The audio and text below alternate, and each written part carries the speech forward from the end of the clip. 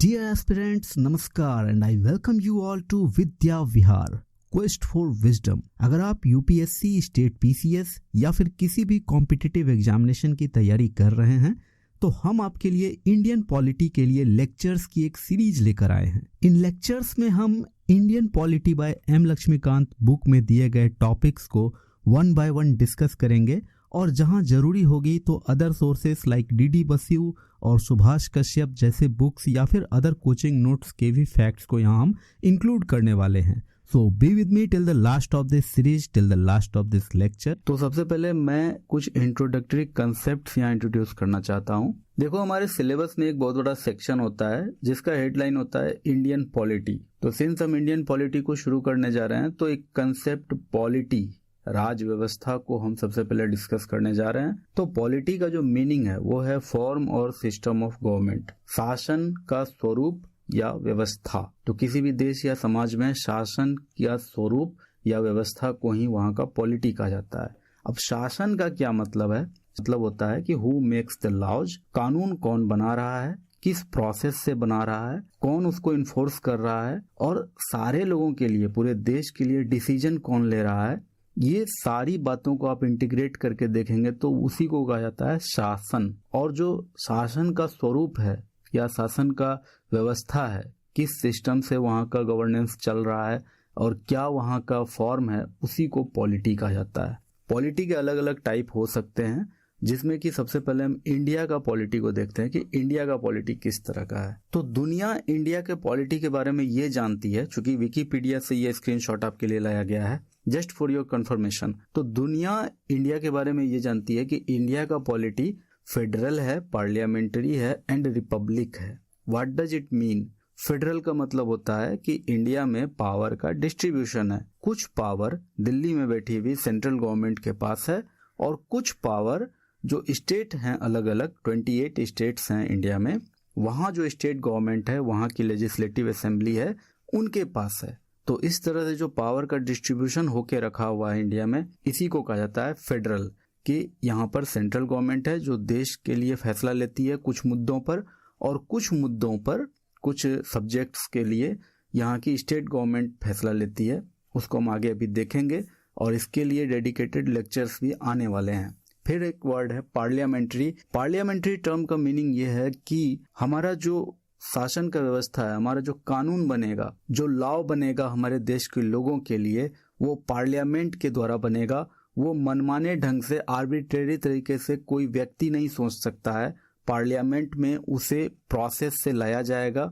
हमारे द्वारा चुने गए जो एमपी हैं, जो एमएलए हैं, उस पर सभी कोई अपनी सहमति जाहिर करेंगे, तब जाकर के वो कानून देश में लागू होगा। और रिपब्लिक का मतलब होता है यहाँ पर कि हमारे यहाँ जो भी हमारा राष्ट्राध्यक्ष होगा वो वंशानुगत नहीं होगा, किसी के द्वारा नॉमिनेट किया हुआ नहीं होगा, वो लोगों के द्वारा डायरेक्टली या इनडायरेक्टली चुना गया होगा। So these are the meanings of federal, parliamentary, republic. ये दुनिया जानता है हमारे बारे में हमने क्या डिक्लेयर करके रखा हुआ है। तो इंडियन कॉन्स्टिट्यूशन के प्रियम्बल में, भारतीय संविधान के प्रस्तावना में लिखा है कि भारत एक प्रभुत्व संपन्न यानी sovereign, socialist, secular, democratic Republic है। तो सोवरिन का मतलब हो जाता है कि हम अपने डिसीजन लेने के लिए फ्री हैं। We are independent to take our decisions. हम अपने लोगों पर किसी भी तरह का ऐसा कानून नहीं बनाएंगे या किसी भी ऐसा कानून को अपने लोगों पर लागू नहीं करेंगे जो दूसरे देश में दूर बैठे लंदन के संसद में किसी ने बनाया है। हमारे देश में जो भी कानून लागू होगा वो हमारे पार्लियामेंट, हमारे लेजिस्लेटिव असेंबलीज के द्वारा पास किया गया जो भी कानून होगा वही लागू होगा। हमारे देश के लीडर्स अपने देश के लिए इंडिपेंडेंट वे में कोई भी डिसीजन ले सकते हैं। किसी भी तरह का हमारे ऊपर कोई दबाव काम नहीं करेगा। This is the meaning of sovereign. Secular का मतलब हो जाता है कि हम किसी भी धर्म को राज्य का धर्म नहीं मानेंगे, राज्य सभी धर्मों के साथ इक्वल ट्रीटमेंट रखेगा। डेमोक्रेटिक रिपब्लिक, डेमोक्रेटिक का मतलब है कि हमारे यहाँ जो भी सरकार में बैठी होगी, जो भी हमारे पर रूल करेंगे, चाहे वो प्रधानमंत्री हों, वित्त मंत्री हों, वो डेमोक्रेटिकली यानी लोगों के द्वारा, लोगों के वोट के द्वारा चुने गए होंगे। भारत के सभी नागरिकों को यह अधिकार है कि वो हर 5 साल पर आपस में से ही, उनमें से ही कुछ लोगों को एमपी या एमएलए के रूप में चुने यही एमपी या एमएलए आगे चलकर उनके लिए विधायिका का काम करते हैं, यानी कानून बनाने का काम करते हैं, और यही एमपी या एमएलए में से कुछ मंत्री बनते हैं जो उनके देश में, उनके राज्य में कार्यपालिका यानी एग्जीक्यूटिव का काम करते हैं। तो इस तरह से भारत की शासन व्यवस्था में यहाँ का जनता, यहाँ का नागरिक का एक विशेष भूमिका होती है। और इस तरह से हम इंडिया के पॉलिटी को डिस्क्राइब कर सकते हैं। अब आइए एक और कंट्री के पॉलिटी को डिस्कस करते हैं, सऊदी अरेबिया। जानबूझकर ये कंट्री को चुना गया है बिकॉज इंडिया के पॉलिटी से बिल्कुल अपोजिट पॉलिटी है सऊदी अरेबिया की। सऊदी अरेबिया की जो पॉलिटी है वो unitary Islamic absolute monarchy. Unitary का मतलब है कि वहाँ केवल केंद्र सरकार है, राज्य या राज्य सरकार जैसा कोई कंसेप्ट एग्जिस्ट नहीं करता है। इस्लामिक का मतलब है कि वहाँ जो लोगों के लिए रूल्स और रेगुलेशन बनेंगे वो इस्लाम रिलीजन के प्रिंसिपल्स पर बेस्ड होंगे। और तीसरा जो बहुत ही इंपॉर्टेंट टर्म है एब्सोल्यूट मोनार्की, ये इसका मीनिंग है कि वहाँ चुनी गई सरकार, लोगों द्वारा चुनी गई सरकार नहीं एग्जिस्ट करती है। वहाँ एक परिवार है अल सऊद परिवार। अल सऊद परिवार का जो भी उत्तराधिकारी होगा वही सऊदी अरेबिया का किंग माना जाएगा। सऊदी अरेबिया में किसी भी तरह का डिसीजन लेना, चाहे वो कानून बनाना, कानून लागू करना, दूसरे देशों के साथ संबंध रखना, युद्ध करना किसी दूसरे देश से, ये सारे डिसीजंस लेने के जो पावर हैं वो उसी राजा के पास होता है जो अल सऊद फैमिली का उत्तराधिकारी होता है। आई होप आपको ये समझ में आ गया होगा। तो यहाँ मैं ये कहना चाहता हूँ कि पॉलिटी इंडिया का भी है और पॉलिटी सऊदी अरेबिया का भी है। पॉलिटी हर जगह एग्जिस्ट करता है, लेकिन दोनों का टाइप सिर्फ अलग अलग हो गया है।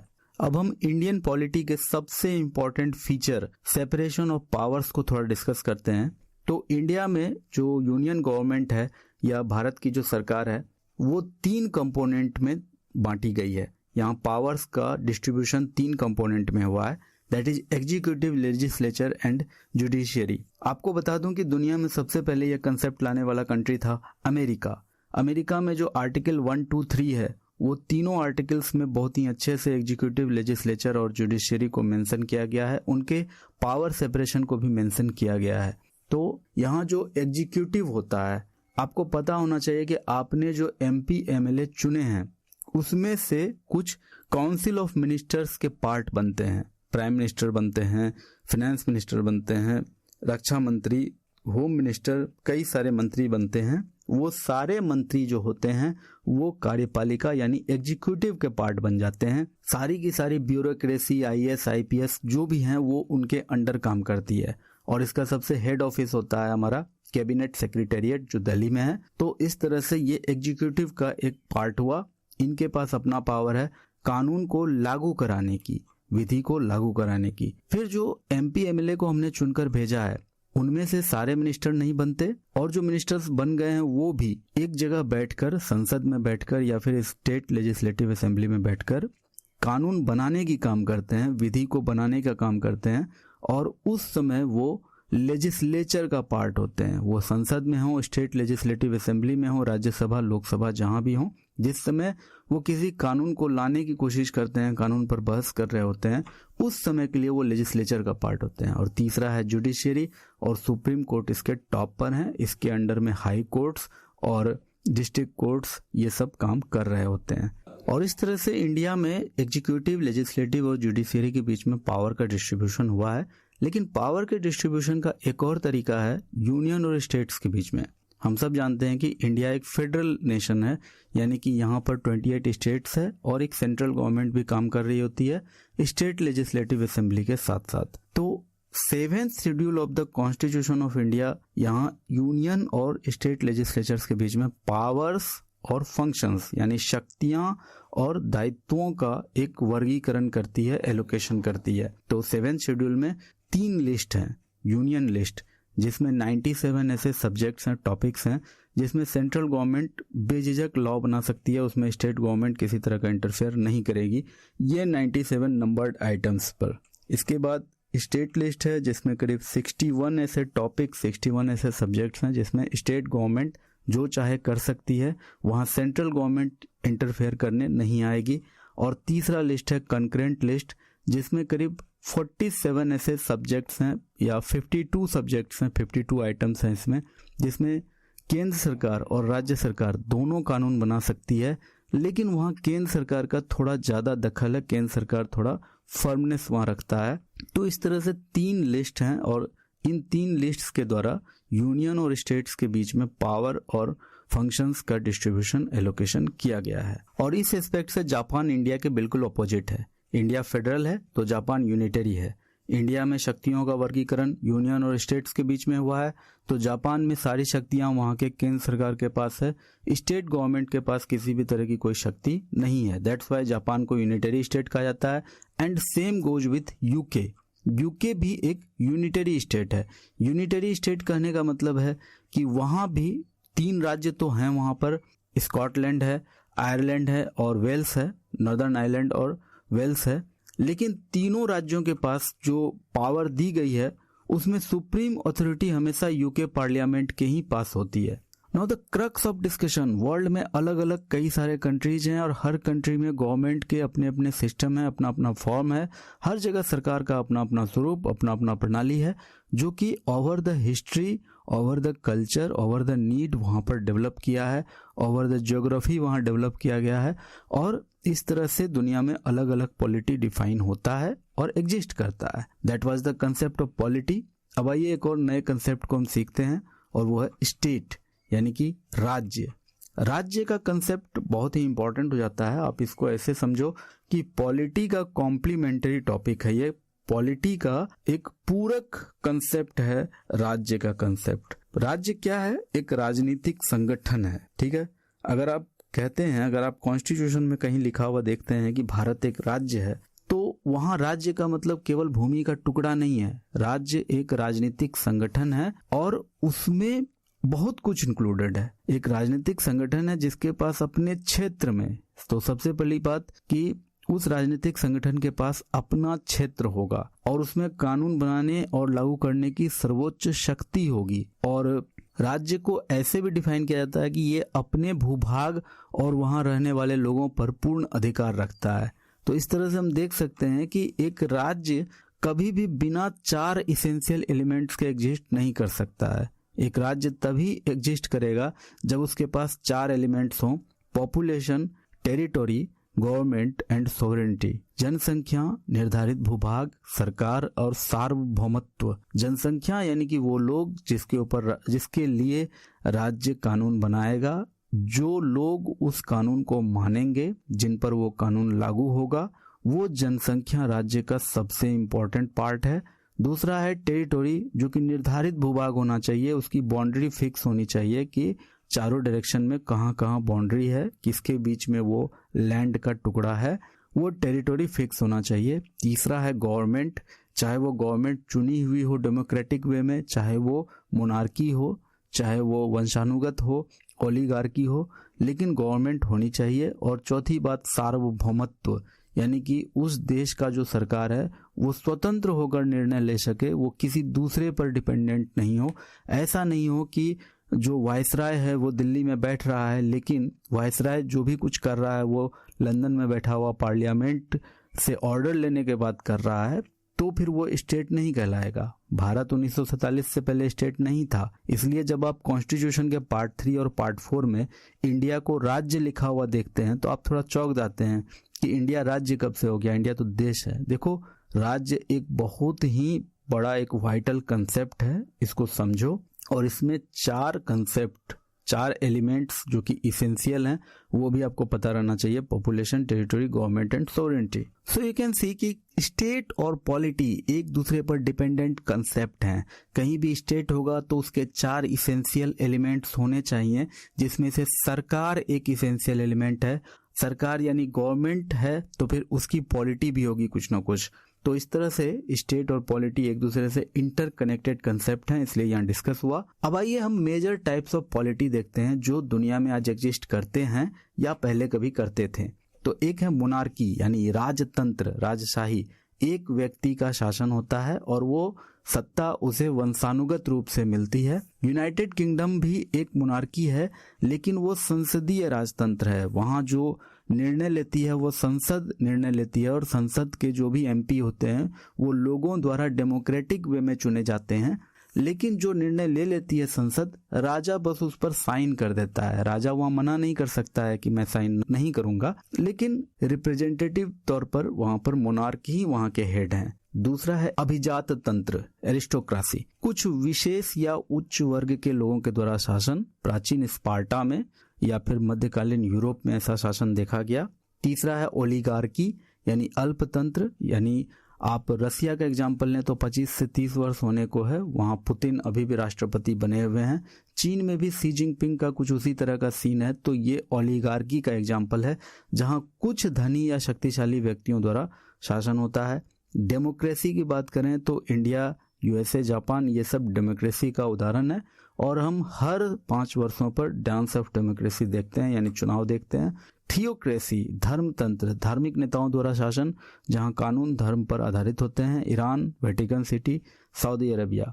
Dictatorship, rule by one person with absolute power, often gained by force. तानाशाही, जो किम जोंग उन कर रहा है नॉर्थ कोरिया में, और एक टाइम जर्मनी एडोल्फ हिटलर के अंदर वैसा था। 7th है रिपब्लिक, यानी कि हेड ऑफ स्टेट इलेक्टेड होगा, हेरिडेटरी यानी वंशानुगत नहीं होगा। भारत का राष्ट्रपति इनडायरेक्ट वे में लोगों के द्वारा चुना गया है, लोगों ने एमपी एमएलए चुना है तो फिर वे लोग राष्ट्रपति को चुन रहे हैं। फ्रांस, यूनाइटेड स्टेट्स, ये सब रिपब्लिक हैं।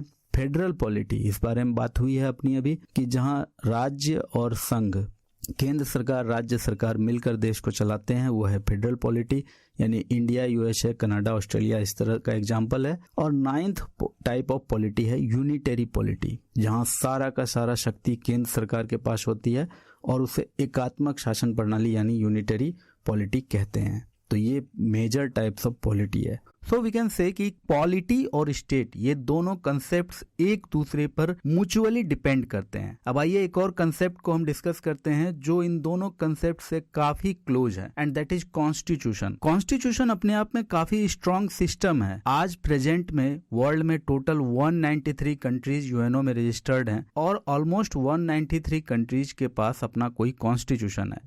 भले ही वो कॉन्स्टिट्यूशन ना कहे, उसे बेसिक लॉ कहे, उसे स्टैट्यूट कहे, लेकिन हर देश के पास कॉन्स्टिट्यूशन या उसके इक्विवेलेंट कोई एक लॉ बुक है, चाहे रिटन या अनरिटन।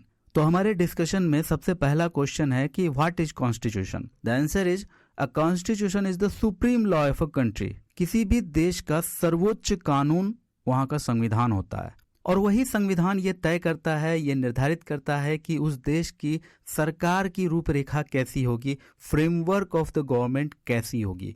अगर कॉन्स्टिट्यूशन ने यह तय कर दिया है कि जनता अपने राष्ट्राध्यक्ष को चुनकर बिठाएगी गद्दी पर, तो फिर वो चुनकर बिठाएगी। भारत में इनडायरेक्टली हमारा जो हेड ऑफ स्टेट है, हमारा प्रेसिडेंट, उसे यहाँ की जनता इनडायरेक्टली चुनती है। पहले जनता एमपी एमएलए को चुनती है, फिर वो प्रेसिडेंट को चुनते हैं। But on the other side आप ये देखेंगे कि ब्रिटेन का अनरिटन कॉन्स्टिट्यूशन ने यह तय कर दिया है कि उनका हेड ऑफ स्टेट यानी ब्रिटेन का राष्ट्राध्यक्ष वहाँ का राजा या रानी होगा जो एक रॉयल फैमिली से बिलोंग करेगा, उसका चुनाव नहीं होगा।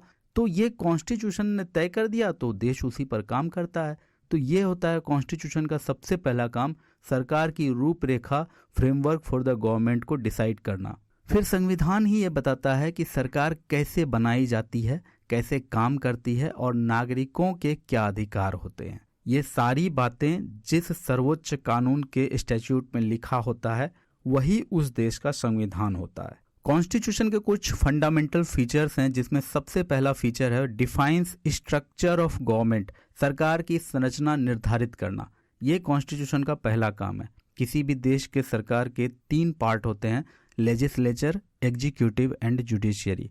लेजिस्लेचर यानी विधायिका जिसका काम है कानून को बनाना, एग्जीक्यूटिव यानी कार्यपालिका जिसका काम है कानून को लागू करना, एंड जुडिशियरी न्यायपालिका जिसका काम होता है बने हुए कानून के आधार पर न्याय करना। तो ये तीनों बॉडी सरकार के सबसे इंपॉर्टेंट पार्ट होते हैं। एंड कॉन्स्टिट्यूशन ये तय करता है कि ये तीनों कैसे काम करेंगे, इन तीनों का फॉर्मेशन कैसे होगा यानी कि तीनों का गठन कैसे होगा, तीनों का क्रियान्वयन यानी कि तीनों का एग्जीक्यूशन कैसे होगा। अगर बाय चांस कभी डिसोल्यूशन की बात आती है, जैसे आपको पता है कि सरकार भंग हो जाती है 5 वर्षों के बाद इंडिया में, क्योंकि कॉन्स्टिट्यूशन ने यह तय करके रखा है। तो कॉन्स्टिट्यूशन एक्सप्लिसिटली, स्पष्ट रूप से यह तय करती है कि लेजिस्लेचर का काम यानी कानून बनाने का काम संसद करेगी, एग्जीक्यूटिव कार्यपालिका का काम काउंसिल ऑफ मिनिस्टर्स ब्यूरोक्रेसी की मदद से करेगा, और जुडिशियरी का अपना एक अलग ही हायरार्कियल सिस्टम बना हुआ है जिसमें सबसे टॉप पर है सुप्रीम कोर्ट, उसके नीचे सारे स्टेट्स में हाई कोर्ट्स हैं और सारे हाई कोर्ट्स के नीचे राज्य के सभी डिस्ट्रिक्ट में डिस्ट्रिक्ट कोर्ट्स हैं, और इस तरह से जुडिशियरी अपना काम करती है। कॉन्स्टिट्यूशन ये भी तय करता है कि लेजिस्लेचर, एग्जीक्यूटिव और जुडिशियरी एक दूसरे को कितना इन्फ्लुएंस कर सकते हैं। भारत में लेजिस्लेचर, एग्जीक्यूटिव और जुडिशियरी को मिलकर काम करना है, लेकिन एक एक्सटेंट तक तीनों एक दूसरे को इन्फ्लुएंस या इंटरफेयर नहीं करते हैं। So that is the meaning of structure of government definition, जो कॉन्स्टिट्यूशन का सबसे पहला फीचर होता है। दूसरा फीचर है डिस्ट्रीब्यूट्स पावर। कहा जाता है कि power corrupts and absolute power corrupts absolutely. शक्ति भ्रष्ट करती है और बहुत अधिक शक्ति हो तो भ्रष्ट होना तय है। देश का कॉन्स्टिट्यूशन डिस्ट्रीब्यूशन ऑफ पावर यानी कि सत्ता का विभाजन को स्पष्ट रूप से बताता है। सेंट्रल गवर्नमेंट के पास क्या पावर होंगे, स्टेट गवर्नमेंट्स को किन किन सब्जेक्ट्स में पावर है, ये कॉन्स्टिट्यूशन तय करता है। भारत के कॉन्स्टिट्यूशन में एक 7th शेड्यूल है जिसमें 3 लिस्ट हैं, union list, state list and concurrent list. उन लिस्ट्स में सारे सब्जेक्ट्स दिए गए हैं कि सेंट्रल गवर्नमेंट किन विषयों पर काम कर सकता है, स्टेट गवर्नमेंट्स किन विषयों पर काम कर सकता है, और कहाँ इन दोनों गवर्नमेंट्स को आपस में एक दूसरे को इंटरफेयर नहीं करना है। ये सारी बातों को कॉन्स्टिट्यूशन एक्सप्लिसिटली लेआउट करता है। इसके साथ ही हमारा कॉन्स्टिट्यूशन लेजिस्लेचर, एग्जीक्यूटिव और जुडिशियरी में भी पावर का डिस्ट्रीब्यूशन करता है। हमारा लेजिस्लेचर जुडिशियरी में जाकर इंटरफेयर नहीं कर सकता है, न ही जुडिशियरी हमारे संसद में हो रहे बहस पर किसी प्रकार का निर्णय कर सकता है। तो ये जो पावर का डिस्ट्रीब्यूशन किया गया है, ये भी एक डिस्ट्रीब्यूशन ऑफ पावर का ही एक पार्ट है जो संविधान का काम है। और तीसरा सबसे इंपॉर्टेंट फीचर है लिमिट्स पावर, सत्ता को सीमित करना। कॉन्स्टिट्यूशन एक ऐसा दस्तावेज है जो गवर्नमेंट या गवर्नमेंट के किसी पार्ट को अत्यधिक शक्तिशाली बनने से प्रिवेंट करता है। It prevent government from becoming too powerful. Constitution ये अश्योर करता है कि लेजिस्लेचर, एग्जीक्यूटिव या फिर जुडिशियरी तीनों का अपना एक बैरियर हो, तीनों के पावर का अपना एक लिमिट हो जिसको कि वो पार ना कर सके। ये कॉन्स्टिट्यूशन का सबसे इंपॉर्टेंट फीचर है। Now the next feature protects rights, अधिकारों की रक्षा। संविधान देश के सभी नागरिकों को मिलने वाली मौलिक अधिकारों, फंडामेंटल राइट्स को एनलिस्ट करता है, उसे एक्सप्लेन करता है, और साथ साथ सभी नागरिकों को यह गारंटी देता है कि नागरिकों के मौलिक अधिकारों को कोई नहीं छीन सकता, स्वयं सरकार भी नहीं। इसके अलावा कॉन्स्टिट्यूशन में राज्य के नीति निदेशक तत्व, directive principles for state policy भी दिए होते हैं, जिसका अर्थ ये होता है राज्य सरकार कोई भी नीति बनाते समय, कोई भी कानून बनाते समय इन निदेशक तत्वों को ध्यान में रखेगी। कभी भी राज्य में सरकार निदेशक तत्वों के विरुद्ध जाकर कोई कानून नहीं बना सकती है। तो ये है अधिकारों की रक्षा, protection of rights by the constitution. Next important feature है एक्सप्रेसेस आइडियल्स। किसी भी देश का संविधान वहाँ के मूल्य और आदर्शों को दर्शाता है। जैसे भारत का संविधान न्याय, स्वतंत्रता, समानता, बंधुत्व, इन आदर्शों को दर्शाता है। हमारे प्रियम्बल में संप्रभुता यानी sovereignty, democracy, secular, socialist, justice, liberty, equality, fraternity, इन सब शब्दों को हमारे प्रियम्बल में रखा गया है, और पूरे कॉन्स्टिट्यूशन में अलग अलग आर्टिकल्स, अलग अलग प्रोविजंस में इन आइडियल्स को शो किया गया है। That's how we can say constitution किसी भी देश का सबसे इंपॉर्टेंट डॉक्यूमेंट, सबसे महत्वपूर्ण दस्तावेज होता है। आई होप कॉन्स्टिट्यूशन को लेकर आपके जो भी डाउट्स थे वे क्लियर हो चुके हैं। अब हम कॉन्स्टिट्यूशन से रिलेटेड एक और कंसेप्ट को डिस्कस करेंगे, कॉन्स्टिट्यूशनलिज्म, संविधानवाद। ये एक बेसिक प्रिंसिपल है और लास्ट फ्यू इयर्स में देखा गया है कि यूपीएससी और कुछ स्टेट पीसीएस डायरेक्ट इस टॉपिक से क्वेश्चन पूछ रहे हैं, प्रीलिम्स में भी और मेंस में भी। तो since we are starting our polity series, हम इंडियन पॉलिटी को शुरू कर रहे हैं, तो हमें भी कॉन्स्टिट्यूशनलिज्म के बारे में पता होना चाहिए। एंड मार्क माय वर्ड्स, मैं बस यहाँ पर इस विचार के बारे में बात करूंगा, आपको एक इंट्रोडक्टरी लेवल की नॉलेज दूंगा, एक विजन दूंगा आपको। इसके बाद आप इंडियन पॉलिटी में जो भी टॉपिक को पढ़ेंगे उसे आप कॉन्स्टिट्यूशनलिज्म के लेंस से देख पाएंगे। कॉन्स्टिट्यूशनलिज्म के जो भी प्रिंसिपल हैं उसके अकॉर्डिंग उसको आप जज कर पाएंगे। ऐसा आप थ्रू ऑल द टॉपिक्स कर पाएंगे तो जाकर आप में ये एबिलिटी आएगी कि आप इन क्वेश्चंस के आंसर्स लिख पाएंगे 150 से 250 वर्ड्स में। सो मार्क माय वर्ड्स, ये एक इंट्रोडक्टरी लेवल का नॉलेज होगा, लेकिन ये आपको एक विजन, एक नज़रिया प्रोवाइड करेगा पूरे सिलेबस को देखने का। सो सबसे पहली बात कि कॉन्स्टिट्यूशनलिज्म होता क्या है। तो कॉन्स्टिट्यूशनलिज्म यानी संविधानवाद एक विचार है, एक आइडिया है, एक प्रिंसिपल या सिद्धांत भी आप कह सकते हैं, जिसमें यह कहा जाता है कि power of the government should be limited by a constitution. सरकार की शक्तियों को हमेशा एक संविधान द्वारा सीमित किया जाना चाहिए। अभी तुरंत मैंने आपसे कहा था power corrupts and absolute power corrupts absolutely.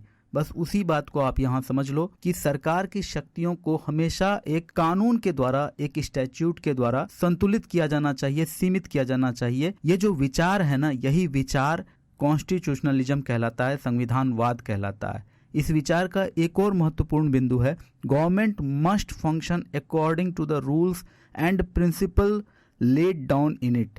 सरकार को हमेशा निर्धारित नियमों और सिद्धांतों के अनुसार ही कार्य करना चाहिए। ये भी विचार संविधानवाद का एक बेसिक प्रिंसिपल है। तो संविधानवाद के दो कंपोनेंट हैं, limited government and rule of law, सीमित सरकार और कानून का शासन। सीमित सरकार का मतलब अभी तुरंत मैंने आपको कहा कि सरकार की शक्तियां असीमित नहीं होनी चाहिए, एक लिमिट उस पर भी होना चाहिए। और रूल ऑफ लॉ का मतलब है कि सरकार में बैठा हुआ व्यक्ति वही कर सके जो कानून में पहले से तय होके रखा हुआ है।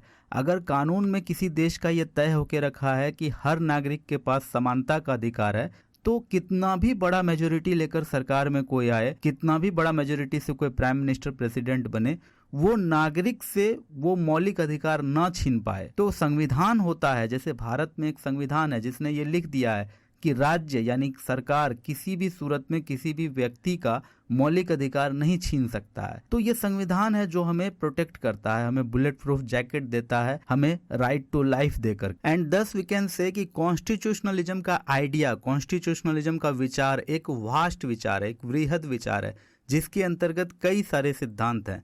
जो इसका फाउंडिंग प्रिंसिपल है, जो फंडामेंटल प्रिंसिपल है, वो है रूल ऑफ लॉ और लिमिटेड गवर्नमेंट। अगर हम हिस्ट्री में जाकर देखें तो कॉन्स्टिट्यूशनलिज्म की शुरुआत होती है 13th सेंचुरी से, ब्रिटिश गवर्नमेंट के मैग्ना कार्टा से। हम इसके हिस्ट्री को डिस्कस नहीं करेंगे, लेकिन हमें ये पता होना चाहिए कि 13th सेंचुरी में जब ये विचार की शुरुआत हुई, उसके बाद कई सारे स्कॉलर्स ने इस विचार को एनरिच किया, इसमें कई सारे फंडामेंटल प्रिंसिपल्स को ऐड किया।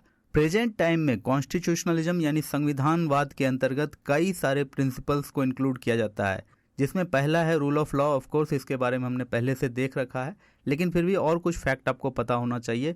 रूल ऑफ लॉ को इंट्रोड्यूस किया था A.V. डिसे ने, अल्बर्ट वेन डिसे ने। वे ऑक्सफोर्ड यूनिवर्सिटी के प्रोफेसर थे। उन्होंने 17th सेंचुरी को इस फ्रेज रूल ऑफ लॉ को पॉपुलराइज किया था। लेकिन रूल ऑफ लॉ के बारे में पहले भी कुछ सिग्निफिकेंस मिलता है, खासकर इंडियन हिस्ट्री में। इंडिया में दो एपिक हुए हैं जो काफ़ी पॉपुलर हुए हैं all over the world, Ramayana and Mahabharata, जिसमें ये कहा गया है कि the people should execute a king who does not protect them. इसके अलावा एक और बात वहाँ पर लिखा गया है, the law is the king of the kings, the law is the king of the kings, no one is higher than the law, not even the king. ये कौटिल्य के अर्थशास्त्र में, उपनिषदों के कहानी में, मनु स्मृति में, याज्ञवल्क्य के स्मृति में या बृहस्पति स्मृति में, इन सारे ग्रंथों में बहुत ही स्पष्ट रूप से लिखा गया है कि no one is higher than the law, not even the king. ये एंशिएंट इंडिया के कुछ स्क्रिप्ट्स की बात कर रहा हूँ। महाभारत, रामायणा, राजधर्म, उपनिषद, इन सब जगह पर भारत में इसका वर्णन मिलता है। सो रूल ऑफ लॉ को बहुत नया कंसेप्ट नहीं है, लेकिन जो हम आज यूज कर रहे हैं, जब आज के सीरीज में हम जाकर देखें पीछे, तो हमें 13th सेंचुरी का मैग्ना कार्टा दिखता है। The second core principle, limited government. तो power of the government are restricted by the constitution, इसके बारे में भी कई सारी बातें हो चुकी हैं। और अब हम तीसरे कॉन्सेप्ट को देखते हैं, सेपरेशन ऑफ पावर्स। ये कॉन्स्टिट्यूशनलिज्म का काफ़ी कोर प्रिंसिपल माना जाता है, जिसमें यह माना जाता है कि लेजिस्लेटिव या लेजिस्लेचर, एग्जीक्यूटिव और जुडिशियरी, विधायिका, कार्यपालिका और न्यायपालिका, तीनों को एक दूसरे से सेपरेट रहना चाहिए। तीनों में से किसी के भी पास पावर का कंसंट्रेशन, सत्ता का केंद्रीकरण ना हो, इस बात का विशेष ध्यान रखा जाए। और इस बात का विशेष ध्यान कौन रखेगा, तो ये बात संविधान में स्पष्ट रूप से लिखी रहेगी कि तीनों के पास कितनी कितनी शक्तियां हैं, कौन कौन ऐसे मुद्दे हैं जहां पर तीनों एक दूसरे को इंटरफेयर नहीं कर सकते हैं, ये संविधान तय करेगा। तीनों में से किसी के भी पास एक लिमिट से ज़्यादा शक्ति नहीं होनी चाहिए। यह है separation of power. Then checks and balances. Each organ of government keeps a check on the others to maintain a balance. शासन के जितने भी अंग हैं वो दूसरे पर इतना नियंत्रण रखेगा कि संतुलन बना रहे। एक अंग को बहुत ज़्यादा भी नियंत्रण नहीं मिल जाना चाहिए दूसरे अंग के खिलाफ, लेकिन ऐसा भी नहीं है कि बिल्कुल एक दूसरे से आइसोलेटेड हों और सब अपने अपने मन की कर रही हो। तो ये चेक्स एंड बैलेंसेस होना काफ़ी ज़रूरी है। तो इसको आप इस तरह से देखें, जैसे भारत के संविधान को हम देखते हैं, आर्टिकल 50 DPSP जो स्टेट को ये कहता है कि आप जुडिशियरी से सेपरेट होकर अपना काम कीजिए। आर्टिकल 361 ये कहता है कि प्रेसिडेंट और गवर्नर्स के काम में कोई भी हस्तक्षेप नहीं करेगा। इस तरह से आर्टिकल 105, आर्टिकल 122, 212, आर्टिकल 13, देखो जितने भी प्रोविजन है आने वाले इंडियन पॉलिटी के सीरीज में हमें पढ़ना भी है। अभी यहाँ बात करूँगा तो उतना कुछ खास मतलब नहीं बनता है क्योंकि उसके डिटेल में हम नहीं जा सकते, लेकिन इस तरह से हमारे कॉन्स्टिट्यूशन ने सेपरेशन ऑफ पावर्स भी किया है और चेक्स एंड बैलेंसेस भी बना कर रखा है। And the fifth one, supremacy of the constitution. Constitution is the highest law, all authorities must follow it. संविधान सर्वोच्च कानून है, सभी को इसका पालन करना अनिवार्य है। और देखो किसी भी देश की सक्सेस इसी पर डिपेंडेंट होती है। आप अगर पाकिस्तान का एग्जाम्पल ले लो तो कई बार संविधान लिखा गया, कितना बार तोड़ा मरोड़ा गया, लेकिन वहाँ कोई मानता ही नहीं है संविधान को। कभी मिलिट्री नहीं मानती है, कभी गवर्नमेंट नहीं मानती है। और हमारे कॉन्स्टिट्यूशन मेकर्स ने, हमारे फोर फादर्स ने उस सुप्रीमेसी को इस प्रियम्बल के द्वारा, कॉन्स्टिट्यूशन के प्रियम्बल के द्वारा शो किया है। आप देख सकते हैं कि कॉन्स्टिट्यूशन का प्रियम्बल जो है वो पीपुल ऑफ इंडिया से अपना पावर को डिराइव करता है और पीपुल ऑफ इंडिया ही इसे इनेक्ट और अपने आप को दे रहे हैं। Enact and give to our self this constitution, adopt, enact and give to our self this constitution. So ये एक बहुत ही बड़ा फैक्ट है जो आपको पता होना चाहिए। And the next core principle is judicial review, न्यायिक पुनरावलोकन। ये भी एक काफ़ी इंपॉर्टेंट कंसेप्ट है। आप इसको ऐसे समझो कि जो विधायिका होती है वो कोई भी कानून बनाकर ला सकती है, उसके पास एक मेजोरिटी आ जाती है, उसके पास इतने MP होते हैं, MLA होते हैं कि वो जो चाहे पास कर सकती है। लेकिन वहाँ एक चेक एंड बैलेंस है कि संविधान के अगेंस्ट जाकर आप कुछ भी नहीं कर सकते हैं। अगर आप करते हैं तो वहाँ जुडिशियल रिव्यू होगा। कोर्ट के पास ये पावर है, भारत के सुप्रीम कोर्ट के पास ये पावर है कि वो किसी भी कानून का पुनरावलोकन करेगी, एक बार उसको रिव्यू करेगी। अगर सुप्रीम कोर्ट इस बात से सेटिस्फाई हो जाती है कि वो कानून देश के संविधान के अगेंस्ट नहीं है तो वो कानून देश में लागू होगा। अगर सुप्रीम कोर्ट को कहीं लगता है कि ये संविधान के किसी प्रोविजन के अगेंस्ट है तो फिर वो कानून को सुप्रीम कोर्ट रद्द कर देगी, वो कानून देश में लागू नहीं होगा। That is the power of judicial review. और कई सारे एग्जाम्पल्स ऐसे हैं, जैसे कि अभी हाल ही में केंद्र सरकार ने वक्फ अमेंडमेंट एक्ट लाया था, लेकिन सुप्रीम कोर्ट ने कई सारे क्लॉज को स्टे कर दिया कि नहीं, वो लागू नहीं होंगे because it goes against the constitution. So these are some checks and balances. Now the next core principle is protection of fundamental rights, मौलिक अधिकारों की रक्षा।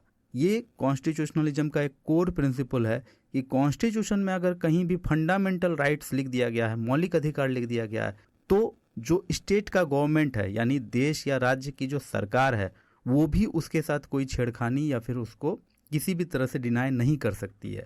Next core principle is accountability of government, सरकार की जवाबदेही। सरकार जनता के प्रति उत्तरदायी है और संविधान की सीमाओं के भीतर कार्य करती है, इसका भी व्यवस्था संविधान ही करती है। और अकाउंटेबिलिटी यानी जवाबदेही को भी दो भागों में क्लासिफाई किया गया है। पहला है इंटरनल अकाउंटेबिलिटी, जिसमें judicial review, audit, Lokpal, CAG जैसी संस्थाओं का उल्लेख किया गया है संविधान में, और संविधान उसे एक निश्चित शक्ति भी देती है कि आप इन शक्तियों का प्रयोग कर एक अकाउंटेबिलिटी को इस्टेब्लिश कर सकते हैं। इसके अलावा एक्सटर्नल अकाउंटेबिलिटी भी हमारा संविधान तय करता है। फॉर एग्जांपल, हर 5 साल में सिटीजन इलेक्शन में जाती है और जो भी सरकार होती है उसके खिलाफ या उसके पक्ष में वोट देकर जनता अपना एक वर्डिक्ट देता है सरकार को कि आपने ये जो किया हमें पसंद नहीं है या फिर हमें पसंद है। So this is also a part of accountability यानी जवाबदेही। Next core principle is independent judiciary, स्वतंत्र न्यायपालिका। देश के अंदर संविधान का राज हो या फिर रूल ऑफ लॉ हो, इसके लिए सबसे मैंडेटरी कंडीशन है इंडिपेंडेंट जुडिशियरी, स्वतंत्र न्यायपालिका। आप इसको ऐसे समझो कि विधायिका या कार्यपालिका किसी भी तरह का मनमाना करता है तो वहाँ केवल जुडिशियरी ही होता है जो उनके ऊपर एक चेक या बैलेंस लगाता है कि ये कॉन्स्टिट्यूशन के अगेंस्ट हो गया। चाहे तो कार्यपालिका अगर किसी कानून को तोड़ मरोड़ कर लागू कर रही है तो फिर वहाँ जुडिशियरी ही ये बताती है कि आप गलत कर रहे हैं। अगर विधायिका कोई ऐसा एक्ट लेकर आ गया है जो कॉन्स्टिट्यूशन के अगेंस्ट है तो वहाँ भी जुडिशियरी ही इंडिपेंडेंट होकर ये बताता है कि ये कॉन्स्टिट्यूशन के अगेंस्ट है। सो कॉन्स्टिट्यूशन का 100% लागू होने का एक ही कंडीशन है, independent judiciary. And the last one concept is popular sovereignty, Jansatta. हमारे देश भारत में हर 5 वर्षों पर एक चुनाव होता है जिसमें जनता अपने मतों द्वारा एक सरकार चुनती है। यानी कि यहाँ भारत में जो गवर्नमेंट होता है उसकी शक्तियाँ जनता से डिराइव होती है। और हमारे कॉन्स्टिट्यूशन के प्रियम्बल में भी जो पावर डिराइव किया जा रहा है वो द पीपुल ऑफ इंडिया से किया जा रहा है। यहाँ कोई नेम ऑफ द गॉड नहीं है, कुछ नहीं है। यहाँ जो सुप्रीम अथॉरिटी है वो पीपुल ऑफ इंडिया है और उसके अकॉर्डिंग पूरे कॉन्स्टिट्यूशन को लिखा गया है। तो इसका मतलब है कि हमारे देश में पावर का अल्टीमेट सोर्स, जो पावर का अल्टीमेट डेरिवेशन होता है वो जनता से होता है, कॉमन पीपल से होता है। So these are the basic principles of constitutionalism. Now will discuss constitutionalism in the Indian context. भारतीय परिप्रेक्ष्य में संविधानवाद को हम यहाँ डिस्कस करेंगे। हमारे संविधान में कई ऐसे प्रोविजन हैं जिसमें आप कॉन्स्टिट्यूशनलिज्म यानी संविधानवाद को स्पष्ट रूप से देख सकते हैं। एक्सप्लिसिटली उसमें कुछ ऐसा लिखा गया है जो केवल कॉन्स्टिट्यूशनलिज्म का ही प्रिंसिपल हो सकता है। फॉर एग्जाम्पल आर्टिकल 13 ये इंश्योर करता है कि कोई भी ऐसा लॉ जो फंडामेंटल राइट्स के डेरोगेशन में हो या इनकंसिस्टेंट हो, दैट मीन्स फंडामेंटल राइट्स के अगेंस्ट हो, तो ऐसा लॉ वाइड माना जाएगा, अमान्य माना जाएगा, ऑटोमेटिकली अमान्य माना जाएगा।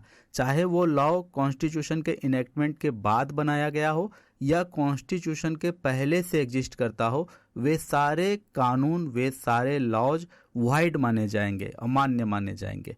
So that is the power of Article 13 which reflects the constitutionalism। ये संविधानवाद को ही दर्शा रहा है क्योंकि यहाँ फंडामेंटल राइट्स का प्रोटेक्शन हो रहा है। आर्टिकल 14 ये बताता है कि rule of law is embedded in article 14। ये बताता है equality before law, equal protection of law to all individuals. तो जब हम टॉपिक को देखेंगे आगे हमारे आने वाले लेक्चर्स में तो और डिटेल में जाएंगे। फिलहाल मैं आपको बता रहा हूँ कि कुछ ऐसे आर्टिकल्स हैं जो कॉन्स्टिट्यूशनलिज्म को डायरेक्ट शो करते हैं हमारे कॉन्स्टिट्यूशन में। फिर एक काफ़ी इंपॉर्टेंट प्रोविजन है आर्टिकल 32। आर्टिकल 32 इंडियन सिटीजन्स को ये राइट देता है कि कभी भी फंडामेंटल राइट्स के इन्फोर्समेंट के लिए वे डायरेक्ट सुप्रीम कोर्ट को अप्रोच कर सकते हैं। उन्हें डिस्ट्रिक्ट कोर्ट या हाई कोर्ट का दरवाज़ा नहीं खटखटाना है। अगर फंडामेंटल राइट्स पर बात आ जाए तो वो डायरेक्ट सुप्रीम कोर्ट को अप्रोच कर सकते हैं। It shows a core principle of constitutionalism which is protection of fundamental rights. Now the Article 50, it directs the state to separate the judiciary from the executive, reinforcing the principle of separation of powers. तो article 50 separation of powers का काफ़ी important example है जिसमें ये स्पष्ट रूप से कह दिया गया है कि जुडिशियरी और एग्जीक्यूटिव एक दूसरे से बिल्कुल सेपरेट होकर काम करेंगे। हमारे कॉन्स्टिट्यूशन का एक इम्पॉर्टेंट प्रोविजन है आर्टिकल 368 जो हमारे कॉन्स्टिट्यूशन के अमेंडमेंट के प्रोविजन को बताता है, अमेंडमेंट के प्रोसीजर को बताता है। कॉन्स्टिट्यूशन के किसी भी प्रोविजन में कोई बदलाव करना है तो क्या क्या प्रोसीजर है उसके लिए, वे सारी बातों को इस आर्टिकल में लेआउट किया गया है। लेकिन इसी आर्टिकल में ये भी इंश्योर किया गया है कि कॉन्स्टिट्यूशन के कोर प्रिंसिपल्स मेंटेन किए जाएं। और सुप्रीम कोर्ट ने भी इस प्रोविजन से रिलेटेड अपना एक डॉक्ट्रिन दिया है, बेसिक स्ट्रक्चर डॉक्ट्रिन, जो हम आने वाले टॉपिक में, आने वाले लेक्चर्स में पढ़ेंगे। अभी तो सीरीज शुरू ही होने वाला है, ये तो बेसिक कंसेप्ट है। So these are some provisions which reflects constitutionalism in the Indian context. अब हम सुप्रीम कोर्ट के कुछ ऐसे जजमेंट्स को देखेंगे जिससे हमें कॉन्स्टिट्यूशनलिज्म का ट्रेस मिलता है। सिंस इंडिपेंडेंस सुप्रीम कोर्ट ने कई ऐसे लैंडमार्क जजमेंट दिए हैं जिसने कॉन्स्टिट्यूशनलिज्म के प्रिंसिपल्स को अपहोल्ड किया है और इंटरप्रेट किया है, not only for Indians also for the world citizen. हमारा सुप्रीम कोर्ट का जजमेंट काफ़ी बड़ा एग्जाम्पल अपने आप में प्रूव होता रहा है। ये कुछ ऐसे डिसीजन हैं जो इंडिविजुअल्स के राइट्स को भी रीइंफोर्स कर रहा है, साथ साथ ये भी इंश्योर कर रहा है कि गवर्नमेंट की जो पावर है, सरकार की जो शक्तियां हैं, वे कॉन्स्टिट्यूशनल फ्रेमवर्क के अंदर ही एक्सरसाइज हों। संवैधानिक संरचना से बाहर कुछ भी ना हो, सरकार की शक्तियां संविधान के द्वारा सीमित हो। तो इस तरह से हमारे सुप्रीम कोर्ट को हम कह सकते हैं कि कॉन्स्टिट्यूशनलिज्म का एक प्रोटेक्टर है। कुछ ऐसे लैंडमार्क जजमेंट को हम देख सकते हैं जैसे Kesavananda Bharati versus state of Kerala. इसमें यह बताया गया सुप्रीम कोर्ट के द्वारा बेसिक स्ट्रक्चर डॉक्ट्रिन कि किसी भी तरह का अमेंडमेंट विधायिका लाएगी, लेकिन कॉन्स्टिट्यूशन के कोर प्रिंसिपल्स के साथ कोई छेड़खानी नहीं कर सकती है विधायिका, यानी कि लेजिस्लेचर, हमारे द्वारा चुनी गई सरकार। सेकेंड लैंडमार्क जजमेंट जो हम यहाँ डिस्कस करने जा रहे हैं, Maneka Gandhi versus union of India 1978 का केस है, जिसमें आर्टिकल 21 यानी right to life and personal liberty के इंटरप्रिटेशन को एक्सपैंड किया गया और ड्यू प्रोसेस ऑफ लॉ पर एम्फेसाइज किया गया। इससे पहले भारत में ड्यू प्रोसेस ऑफ लॉ पर ज्यादा बातें नहीं होती थी, प्रोसीजर इस्टेब्लिश्ड बाय लॉ पर बातें होती थी। आने वाले सेशंस में आपको ड्यू प्रोसेस ऑफ लॉ और प्रोसीजर इस्टेब्लिश्ड बाय लॉ के बीच का डिफरेंस पता चल जाएगा, लेकिन आपको ये पता होना चाहिए सिर्फ कि Maneka Gandhi versus union of India 1978 का जो केस था वो सिटीजन्स के लिए काफी इंपॉर्टेंट केस है, क्योंकि इसमें right to life and personal liberty को बहुत अधिक एक्सपेंड किया गया, सिटीजन्स को काफी राइट्स प्रोवाइड किए गए थे। The third important case is Rameshwar Prasad versus union of India 2006 case, जिसमें यह कहा गया कि कॉन्स्टिट्यूशनलिज्म रूल ऑफ लॉ पर प्रिमिसाइज्ड है और सब्जेक्टिव सेटिस्फैक्शन के ऊपर objectivity provided by the constitution को ज्यादा एम्फेसाइज किया गया। कुछ और लैंडमार्क जजमेंट हैं जैसे IR Coelho versus state of Tamil Nadu 2007 case, Puttaswamy versus union of India 2017 case. It's a landmark judgment जहां पर आर्टिकल 21 को फिर से इंटरप्रेट किया गया और इसमें राइट टू प्राइवेसी को भी ऐड कर दिया गया था।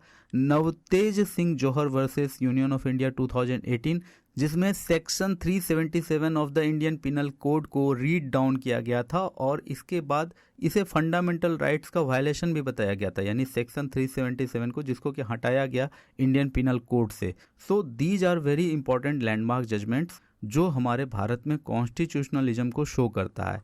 तो हमने अब तक पॉलिटी के कंसेप्ट और स्टेट के कंसेप्ट को यहाँ डिस्कस किया। हमने जाना कि इंडिया एक स्टेट है, ऑफ कोर्स इंडिया की अपनी पॉलिटी है और इंडियन पॉलिटी ही हमारा पूरा सेक्शन है जिसके लिए ये सीरीज लाया गया है। नाउ द क्वेश्चन राइज कि इंडियन पॉलिटी का सबसे वैलिड सोर्स क्या होगा, कौन सा ऐसा डॉक्यूमेंट है जिससे हमें इंडियन पॉलिटी के बारे में एक्चुअल पता चलेगा, बिल्कुल करेक्ट, कि इंडिया का फॉर्म ऑफ गवर्नमेंट क्या होगा, फॉर्मेशन ऑफ गवर्नमेंट क्या होगा, सिटीजन्स के क्या राइट्स हैं और सेपरेशन ऑफ पावर्स कैसी होगी, डिस्ट्रीब्यूशन ऑफ पावर क्या होगा। वो कौन सा डॉक्यूमेंट है जहां इंडिया से रिलेटेड ये सारे फैक्ट्स हमें मिल जाएंगे, ये सारी जानकारियां मिल जाएगी। तो इसका आंसर है constitution of India. Significance of the constitution of India in Indian polity, Bharat की पॉलिटी में भारतीय संविधान की क्या भूमिका है। तो सबसे बड़ी भूमिका तो ये है कि दुनिया का कोई भी देश हो, उसका जो संविधान होता है वो उस देश का supreme law of the land होता है, या देश का सर्वोच्च कानून होता है। उसमें कुछ भी अगर लिख दिया जाए तो उस देश में उससे ऊपर कोई कानून नहीं हो सकता है, उससे ऊपर कोई कुछ नहीं रूल बना सकता है, रेगुलेशन कोई पास नहीं कर सकता है। जो कॉन्स्टिट्यूशन में लिख दिया गया उसे कोई वायलेट नहीं कर सकता है। कॉन्स्टिट्यूशन का मतलब ही यही होता है। And we are fortunate enough कि हम बहुत सौभाग्यशाली हैं कि हमारे कॉन्स्टिट्यूशन में वो सारी बातों को लिखा गया है कि भारत पर शासन कैसे होगा, भारत में राज्य की क्या भूमिका होगी, संघ और राज्य के बीच में कौन कौन सा विषय का बंटवारा होगा, शक्तियों का विभाजन कैसे होगा, नागरिकों को क्या अधिकार कर्तव्य होगा। ये सारी बातों को एकदम स्पष्टतः एक्सप्लिसिटली क्लैरिफाई करके 1 by 1 आर्टिकल्स के फॉर्म में लिखा गया। दुनिया का सबसे लेंथीएस्ट कॉन्स्टिट्यूशन है, लेकिन ये हमारे लिए एक बोन है कि हमें सारा डिटेल हमारे कॉन्स्टिट्यूशन में मिल जाता है। किसी भी तरह का एम्बिग्यूटी, किसी भी तरह का कोई कंफ्यूजन, सस्पेंशन हमारे पास नहीं बचता है। फिर that's why Indian constitution is the best source to know the Indian polity. और जब आप एम लक्ष्मीकांत या डी बसु या सुभाष कश्यप के बुक को पढ़ते हैं तो वहां भी आप देखते हैं कि 1 by 1 इंडियन कॉन्स्टिट्यूशन के प्रोविजंस को डिस्कस किया गया है। तो हम भी एम लक्ष्मीकांत के बुक को फॉलो करेंगे और इंडियन कॉन्स्टिट्यूशन के इंपॉर्टेंट प्रोविजंस जो कि हमारे सिलेबस में दिया गया है वो सारे एक एक करके डिस्कस करेंगे आने वाले लेक्चर्स में। So this was the introductory lecture. I hope you liked it.